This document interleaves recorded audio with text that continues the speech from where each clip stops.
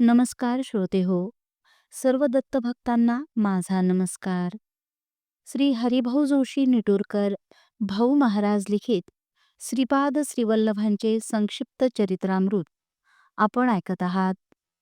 मागील व्हिडिओत अध्याय 23वा आपण श्रवण केलात. या व्हिडिओत अध्याय 24वा आपण श्रवण करावा ही विनंती. श्रीपाद श्रीवल्लभ प्रभूंच्या संक्षिप्त चरित्रामृताच्या शेवटच्या अध्यायाकडे लवकरच आपण वळणार आहोत. अध्याय 25वा हा संक्षिप्त चरित्रामृतातील शेवटचा अध्याय असेल. सर्वांना पुन्हा एकदा नमस्कार. अध्याय 24वा आता आपण श्रवण करावा ही विनंती. श्रीपादराजम शरणं प्रपद्ये. अध्याय 24वा. पीठिकापूरपासून सर्वांचे विचित्र प्रयाण. श्रीपादांच्या दरबारात सर्वांना यथेच्छ भोजन मिळे. अन्नपात्रातील उरलेले अन्न कृष्णा नदीत सोडण्यात येई. श्रीपाद प्रभू बापनार्युलूंना म्हणाले, मी देशकालावर मात करू शकतो. माझ्या गरजेनुसार मी माझ्या मताशी तुमच्या मतांची एकवाक्यता करू शकतो. आजोबा, तुम्ही पूर्वी लाभादी महर्षी नंद भास्कराचार्य झालात तेव्हा मी तुमच्यावर कृपा केली व आता बापण्णा वधानुलू म्हणून आलात व मी श्रीपाद श्रीवल्लभांच्या रूपात आलो. श्रीपाद प्रभू व्यंकटप्पा श्रेष्ठींना म्हणाले, मी पूर्ण प्रज्ञ असून प्रत्येकाच्या कर्मधर्माप्रमाणे फल देतो. माझ्यातून निघालेला लहानसा किरणही पृथ्वी सहन करू शकत नाही. मी माझ्याच मायेत स्वतःला सुरक्षित ठेवतो. मी करू शकणार नाही असे कोणतेच कार्य नाही. पीठिकापूरहून इतक्या थोड्या वेळात तुम्हाला इथे आणण्यात मी दत्तप्रभूच आहे हे तुम्हाला कळावे हा उद्देश. क्षत्रियत्व हा माझा नेहमीचा स्वभाव आहे. छत्रपती शिवाजी राजांचा अवतार धारण करून महाराष्ट्रात हिंदवी राज्याची प्रतिष्ठापना करीन. आजी म्हणाल्या, तुझा विवाह सोहळा पाहण्याची इच्छा होती. प्रभू म्हणाले, मी कल्की अवतारात शंबल गावात जन्म घेऊन त्यावेळी पद्मावती नावाच्या अनघा लक्ष्मीबरोबर विवाह करीन. तुमची इच्छा मी अवश्य पूर्ण करीन.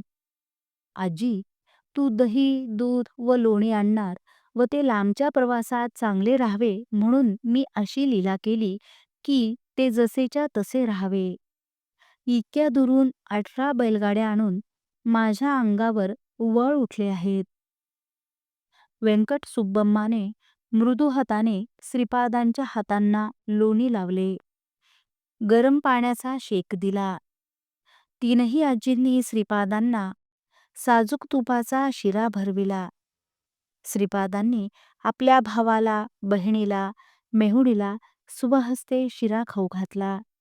तेथे आलेल्या व्यंकय्या शेतकऱ्यास प्रसाद देऊन ते चांदीचे भांडे भेट दिले. श्रीपाद प्रभू मामांना म्हणाले, आपले बंधन शाश्वत आहे. मी केवळ तुमचा जावई नसून तुमच्या वंशातील प्रत्येकाचा जावई आहे. कल्की अवतारात पद्मावती देवीचा वधू म्हणून स्वीकार करून तुमची मनोकामना पूर्ण करीन.